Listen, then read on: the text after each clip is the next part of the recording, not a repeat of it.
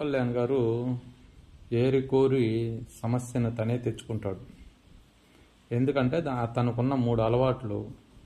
ఒకటి, ఎదుటివారు బాధపడుతుంటే చూడలేని మనస్తత్వం, పేదలకు మంచి చేయాలనే ఆలోచన. రెండవది నీతి నిజాయితీ. 3 వచ్చి దేశం మీద తనకున్న పిచ్చి, అపారమైన పిచ్చి. దేశం బాగోగుల మీద, దేశం మీద ఉన్న అపారమైన పిచ్చి. ఇంత మంచి అలవాట్లున్న రాజకీయ నాయకుడు ఏ వ్యక్తి కూడా గతంలో మనం చూసాం చాలా మందిని, ఎవరిని భూమి మీద బతకనివ్వాల. పవన్ కళ్యాణ్ గారిని అయితే రాజకీయంగా ఎదగనీయకుండా చేయాలని గత 10 ఏళ్ళు ఎంతోమంది ప్రయత్నం చేసేశారు.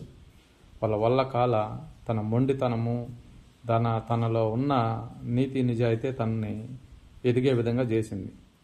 ఇంకా కూడా ఆపాలని చూసినా ఇంకా ఆపలేరు, అతను ఎదుగుతూనే ఉంటాడు రాజకీయంగా. అలాంటి వ్యక్తిని ఏం చేయాలి? ఎదగకుండా ఉండాలంటే మనం ఆపలేము, ఇంకేం చేయాలి?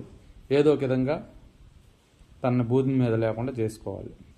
లేకపోతే ఎంతో పెద్ద పెద్ద పార్టీలు ఉన్నాయి, ఎప్పటి నుంచో చెప్పుకున్నాయి, మనకు కానీ బయట కానీ దేశంలో కూడా ఎన్నో ఉన్నాయి. వీళ్ళందరికీ తను తలనొప్పి అయిపోతాడు.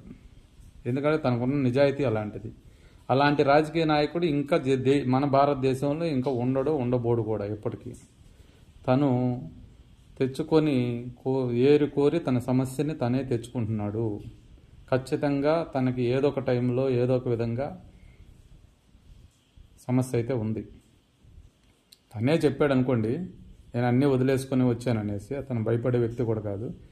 కానీ ఏం చేస్తాం, అలాంటి వ్యక్తిని ఎక్కువ రోజులు ఉండనివ్వరు. అదే భయంగా ఉంది.